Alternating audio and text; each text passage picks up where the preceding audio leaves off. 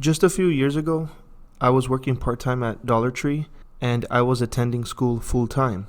My paychecks were not adequate enough to pay for my expenses, so I went to the nearby welfare office to apply for general relief. When I went the first time, I had the mentality that I was going to try to get whatever I could, whatever they were willing to give me. They told me no, I didn't qualify for anything. But the worker told me to apply again and maybe I can get through based on someone else doing other things with their numbers or whatever the process is. And so I went the second time and they denied me again. The third time I went, I was going with my own strategy. I'm going to see if they will at least give me food stamps. That's all I cared about. I didn't really care about handouts or money. I just needed something a little extra for food at the very least. And so when I went and applied, they told me that I didn't even qualify for that. And I was scratching my head like, why in the world can't I get at least a couple dollars for food stamps? So I went again and I tried to apply one more time. And remember, this is the fourth time that I'm applying for any kind of assistance, general relief from the state of California. And they told me, nope, you don't qualify for anything. And I told them I was working. I told them I was going to school full time, thinking that it was going to help my case. In fact, it hurt my case. So when I told her, why in the world am I not qualifying? And she says, and this is, you're not going to believe this, but this is literally what she said. She said, well, you're going to school full time. So since you're going to school full time, you do not work enough hours. And I was amazed because you see at the Dollar Tree where I was working, they said that the max I could work was 16 to 20 hours. And I needed to work more than 20 hours, which my boss didn't let me do. So I thought that's complete BS. And I even told the lady as I was about to walk away, I said, so you're telling me if I were to simply tell you that I'm not working or going to school at all, you would give me the full benefits, correct? And she just kind of shrugged her shoulders and looked away. She didn't even want to give me an answer. But that's just confirmation that that is the way it works. And if you live in California, you know that that's the way it works, even today, and especially today. And this is what I want to talk about. California seems to be intentionally assisting homeless people to increase the number of homeless people. Why? Well, I'm going to answer that question later on. Let's take a step back though. California has a big homeless crisis right now, especially in the year 2019. And if you were to do your own research, you would see the numbers increase. In a better economy, homelessness is increasing. That's curious enough, isn't it? But if you look at California's policy, no matter where you're from, if you claim homelessness, they'll immediately give you assistance for free. No other obligations necessary. And so one, that's hurting the taxpayers because they're the ones paying for it.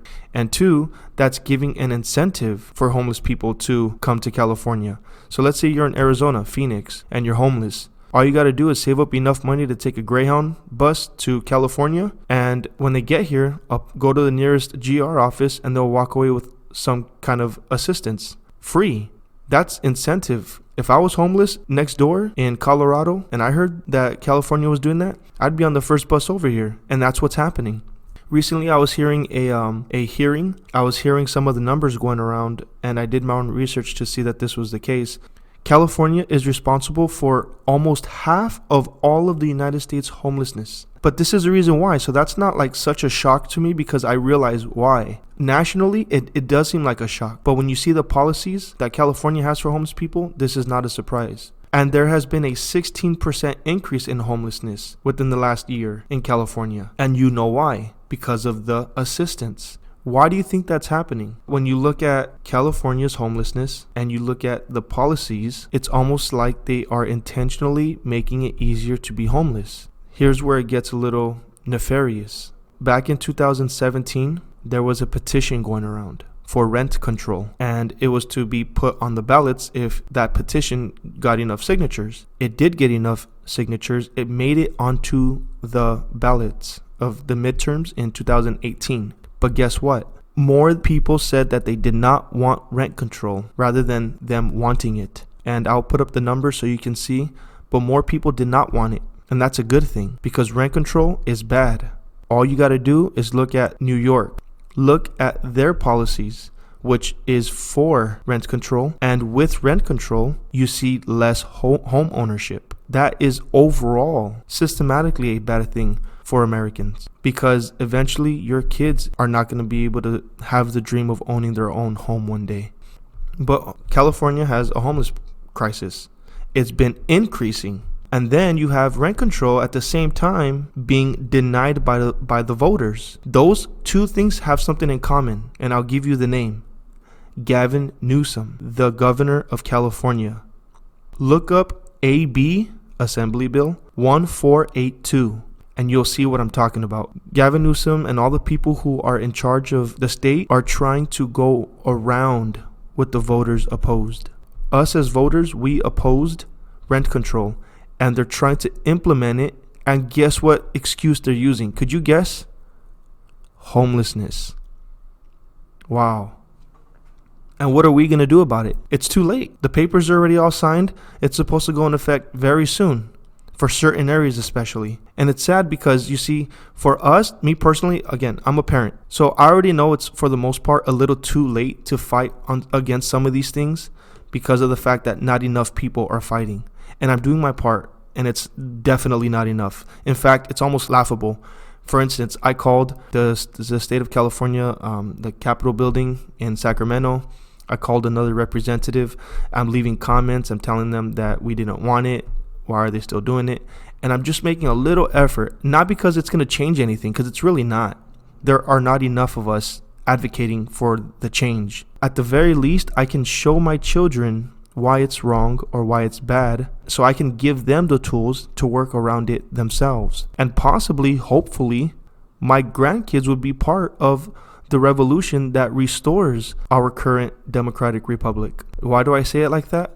Because, as you know, if you keep up at least a little bit with politics, you'll see that socialism is on the rise. People, for some reason, especially younger people, want socialism. And it's really not too hard. It's really not hard to understand that, but that's a whole different video we'll do someday. But here's what I'm saying. If more people are wanting socialism, it's because they don't understand it. I want to teach my kids the difference and how it hurts us. Because if we don't, then they're going to willfully walk right into socialism, and there goes their freedom. And I want to give my kids the tools to restore it. Especially California has certain socialistic programs already being taken into effect. And it's almost as if they're conditioning people to start accepting socialism. Look at the way unions work in the workplace. Look at this rent control issue. Look at how group homes operate. It almost seems as they are, without trying to hide it, condition these young kids, soon to be adults, believe in a state of dependency, which is ultimately socialism. But if you'll join me, walk side by side with me, I believe there can be a change. I'm not advocating for change as if I'm the only voice out there. In fact, there are many other voices out there, bigger voices out there. But there are certain people around me who I believe I can help personally, and that is ultimately what this channel is for. This is simply to leave something behind, and I've said it since video 1. I'm simply wanting to leave something behind for my family, for my children, and for the people who are willing to listen who haven't gotten the message yet. This is my effort for them and for you. Thanks.